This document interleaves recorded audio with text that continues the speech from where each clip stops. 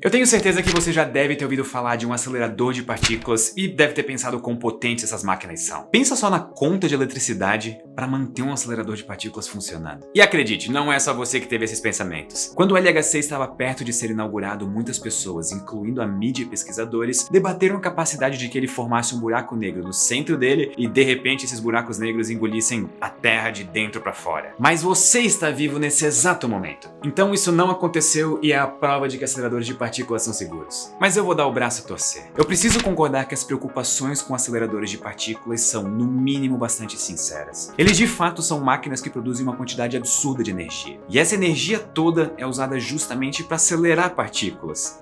Antes que vocês me xinguem, isso não é tão óbvio assim. Como elas possuem massa e nós precisamos delas se movendo perto da velocidade da luz, eu acho que você já consegue imaginar que isso não é uma tarefa particularmente fácil. Mas o que você não precisa ser um físico para saber é que não é bom ficar perto de aceleradores de partícula enquanto eles funcionam e muito menos colocar a mão dentro dele. E pronto, aqui eu invoquei aquela voz interna que dialoga com todos nós o dia todo. Se eu não tivesse dito nada, muito provavelmente o pensamento de colocar a mão dentro de um acelerador de partículas nem talvez teria passado pela cabeça de vocês. Ok, eu tenho essa curiosidade. Então nesse vídeo nós vamos cair de cabeça em um acelerador de partículas funcionando. Literalmente. Eu preciso deixar claro que geralmente nessa série de vídeos eu trabalho com cenários hipotéticos, tipo o que aconteceria se um buraco negro surgisse na Terra. Mas esse vídeo particularmente foge dessa regra. Nós realmente temos um caso de um físico que estava com a cabeça dentro de um acelerador de partículas quando ele foi ligado. Isso aconteceu em 1978 e eu vou dar uma tentativa para vocês adivinharem qual que é o país. Mas não faria sentido eu simplesmente chegar aqui e falar sobre o que aconteceu com ele. Antes eu preciso explicar um pouco sobre como os aceleradores de partículas funcionam e por que eles conseguem chegar até energias tão altas. Um acelerador de partículas é exatamente o que o próprio nome diz. Ele é uma máquina que acelera partículas elementares, como prótons e elétrons, a velocidades extremamente altas. E quando eu digo extremamente altas, é extremamente mesmo. São velocidades muito próximas da velocidade da luz. Uma coisa interessante de lembrar é que conforme você dá energia para uma partícula com massa, ela vai ficando mais massiva justamente porque você deu energia para ela. Então chegar na velocidade da luz se torna impossível se você tem massa. Relatividade. É por isso que a velocidade da luz é uma espécie de limite de velocidade do universo. A energia que você precisa para acelerar uma partícula com massa até ela é infinita. Como não existe energia grátis, muito menos infinita, nós temos que nos contentar com velocidades próximas à da luz, que já é bom o suficiente. E essas velocidades próximas também exigem energias absurdamente altas para conseguir acelerar partículas com massa até elas. Para ter uma comparação, a energia necessária para acelerar um núcleo atômico no LHC é de cerca de 4,4 vezes 10 elevado a menos 5 joules. E esse número sozinho assim não nos diz muita coisa, mas deixa eu comparar quando falamos não de um núcleo sozinho, e sim de um feixe. Isso seria praticamente a mesma energia de explodir 70 kg de TNT ou de 3.000 motos andando a 150 km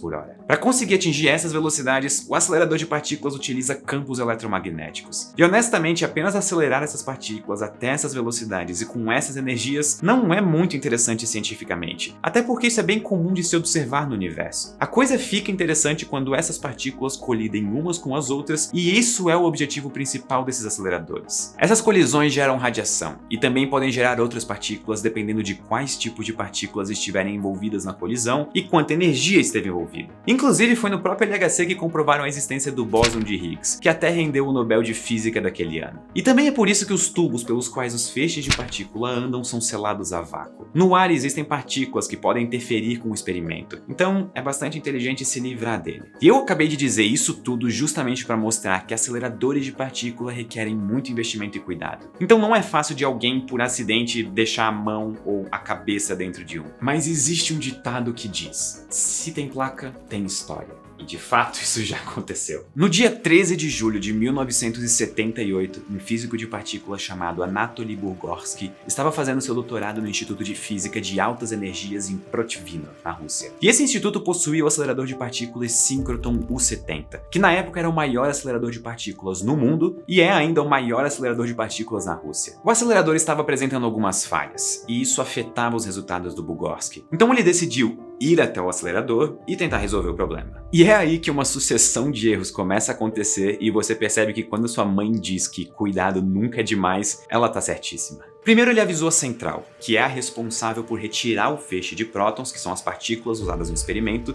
que geralmente sobraram do teste anterior. Com isso, uma série de precauções deveriam ter sido tomadas. Primeiro, a porta que dava acesso ao acelerador tinha que estar trancada e a luz de uma lâmpada deveria estar acesa, alertando que o acelerador ainda estava funcionando. Acontece que a porta estava destrancada, possivelmente por erro de alguma pessoa que utilizou a máquina momentos antes. E a luz, que deveria estar acesa, naquele dia estava queimada. E para ajudar, o Bugorski havia avisado a equipe que ele estaria no acelerador em 5 minutos, mas ele acabou chegando antes. E por isso a equipe não teve tempo de desligar o feixe. Tentar consertar os defeitos à mão era algo que o Bugorski e os outros físicos que trabalhavam ali estavam acostumados a fazer. E as chances de alguma coisa dar errado eram baixas. Mas naquele dia não foi uma coisa que deu errado. Várias, deu tudo errado. E é importante de lembrar que um feixe de prótons, por mais energético e próximo da velocidade da luz que ele seja, é invisível. Ele não tinha como saber visualmente que o acelerador estava ligado. Então, em uma sucessão de decisões erradas e erros de operação, o Bugorski abaixou a cabeça para ver o que estava de errado com o acelerador, olhando diretamente dentro dele. E o que aconteceu foi instantâneo. Um feixe de prótons com velocidades relativísticas entrou pela parte esquerda da nuca dele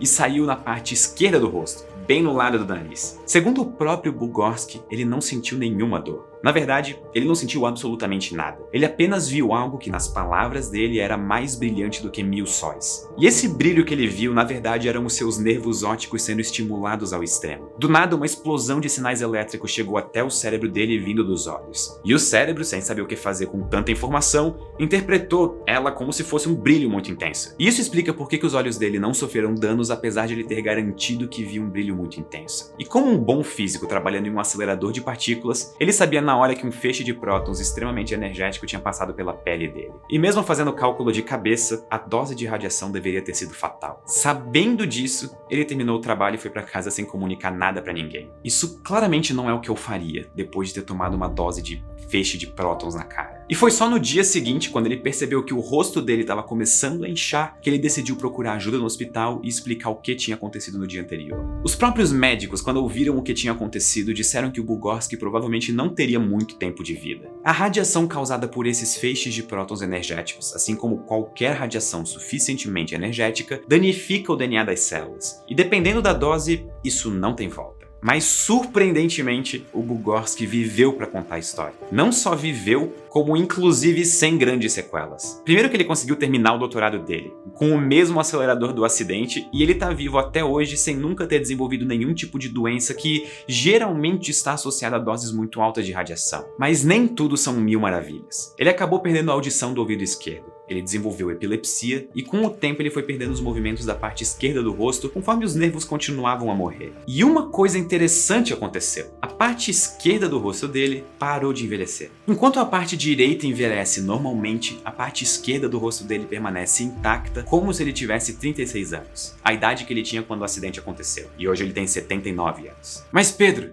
como assim? Isso quer dizer que se eu pôr minha cabeça dentro de um acelerador de partículas, eu simplesmente vou sair vivo e com a cura do envelhecimento? Não foi isso que eu quis dizer, não façam isso. Bom, a gente precisa levar algumas coisas em consideração antes de você decidir pegar um avião até a Suíça e enfiar a cabeça na LHC. A primeira coisa é que o feixe que atravessou a cabeça do Bugorski não atingiu nenhuma parte vital do cérebro dele. A história teria sido bem diferente caso isso tivesse acontecido. Não se esqueçam de que um feixe de prótons é um feixe energético que simplesmente vai destruindo tudo no seu caminho. Mas esse caminho é extremamente preciso e fino, então os danos foram localizados. Imaginem os danos caso esse feixe tivesse atingido alguma parte do cérebro responsável por funções vitais. A segunda coisa tem a ver com um fenômeno físico chamado poder de parada. Se você já fez as aulas teóricas da CNH ou já prestou atenção quando um carro freia, você já deve saber que o carro tem uma distância de parada que é desde que você aperta o freio até o carro parar totalmente. E as partículas têm algo bem semelhante. O poder de parada de um meio é o quanto que as partículas perdem energia dentro dele até pararem totalmente. E isso acontece porque as partículas começam a interagir com o meio que elas estão e elas perdem energia durante essas interações. Por isso é tão importante ter vácuo nesses experimentos, assim as partículas não interagem com nada. Mas imaginem agora o corpo humano, que é um meio bastante denso de partículas, que compõe as suas células, que formam a sua pele, músculo, ossos, órgãos.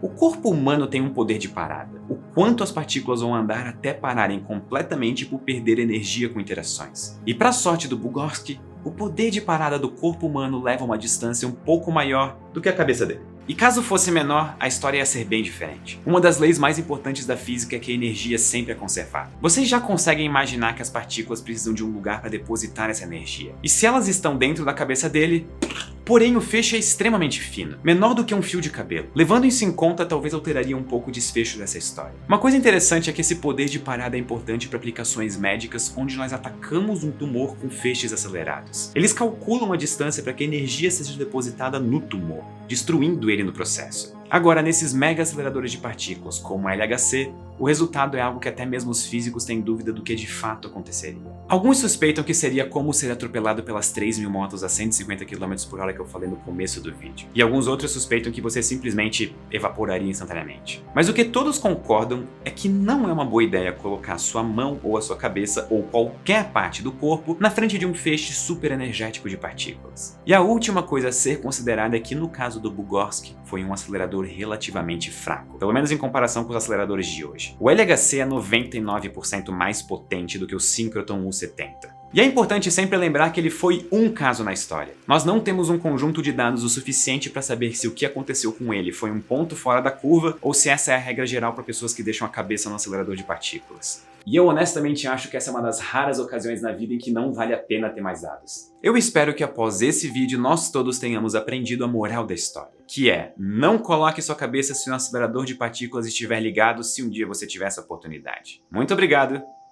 e até a próxima.